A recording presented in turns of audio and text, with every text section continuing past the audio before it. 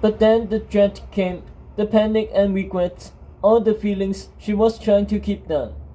This whole time they'd been fighting for the Snowman, fighting for the pen and the fates of its tales. Tetra's tale, above all, the story of a boy trying to prove himself king. And here she had gone and hijacked it, swallowed it whole like a whale inhaling the sea. She wished that she could say it was an accident, but it wasn't. She saw a way out and took it, and lost sight of whose task it was. And now the price. For Tetra's to become king, she'd have to die. Not just die, he'd have to kill her. Chills stung her skin, as if the bath water had turned cold. For her true love to defeat Japheth and keep his life, for all her friends to keep their lives, she'd have to give hers up.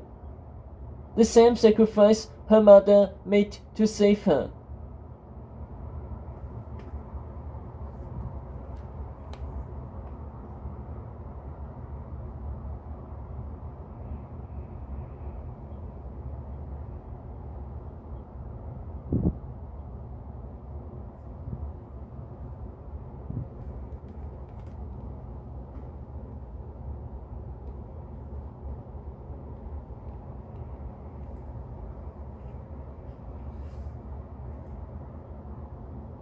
Palm sweaty, nausea rising, she armored herself in the sleek pink uniform, the patriot color offset by the illusion that she was just an ordinary first year again, about to go to class. But there were no other students as she made her way through the halls. No teachers, fairies, roofs. Only a lone nymph sweeping up candy dust that had stripped off the walls of Hansel's heaven, delicate piles of jelly bean and gumdrop shavings that Agatha had just trampled through.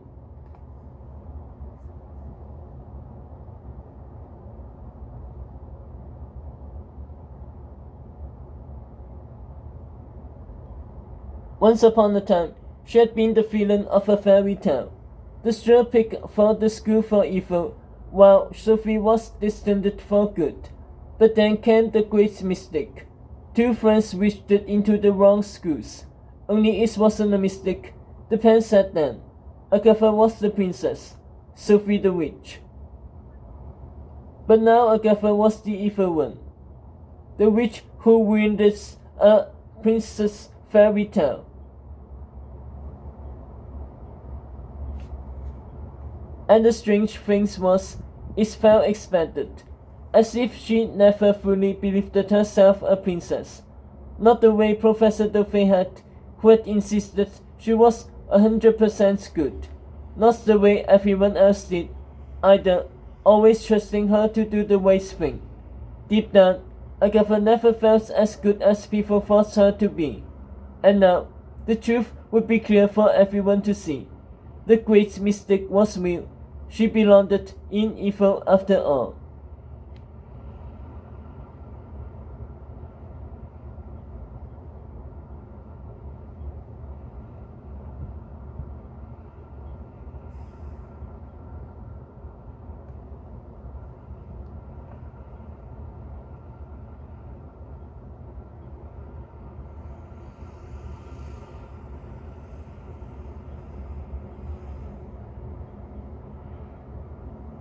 It was only when Agatha was halfway through one of the glass breezeways, still thinking of her old dean, that she had a thought. That vision in the pool, the widow Alpha had hidden inside. What if she figured it out? The link between the snake and the Green Knight, between two Japheths and Avasada. Then maybe she could expose who the snake was. Maybe she could fix all this.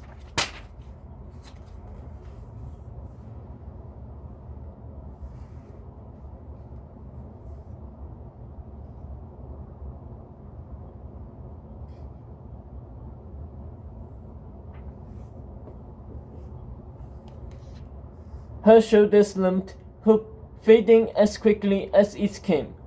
Who Japheth was didn't matter. Not when she had bound her prince to an impossible task. Kill his princess or hand his throne to a snake. That was the trap she had made for him. He would protect her, of course. He would give up Camelot for love. But the second test wasn't Tetros alone. That's why Japheth had smiled so wickedly as the prince flew away. Because he knew Tetros would never finish the job. The snake would, though. He turned Agatha until it was done, putting him a single test from Excalibur killing Tetros. 2 birds with 1 swallow. Agatha had put her and her prince in a death knot. She was the true witch of woods beyond now. Even Professor Dovey would have seen that. Through the glass passage, she gazed out at the School for Good and Evil, connected by halfway bridge, the sky over the castle's crystal blue. Agatha Sargent. A new message from Linesmith glowed to the west. Tetros uses his princess to treat the first test. Now he'll pay the price. His Agatha is the second test.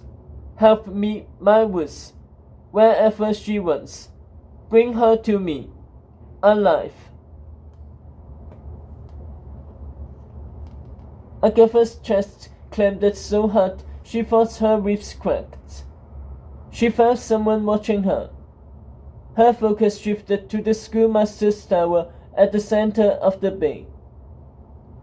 In the spire's window, Belarus Manley stood next to the Storian as the pen hovered over an open book.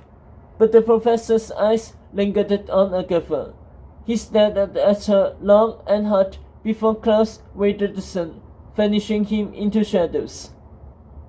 Agatha picked up her pace. She could hear the buzz of conversation as she crossed it from the breezeway into a tunnel of trees, landing outside.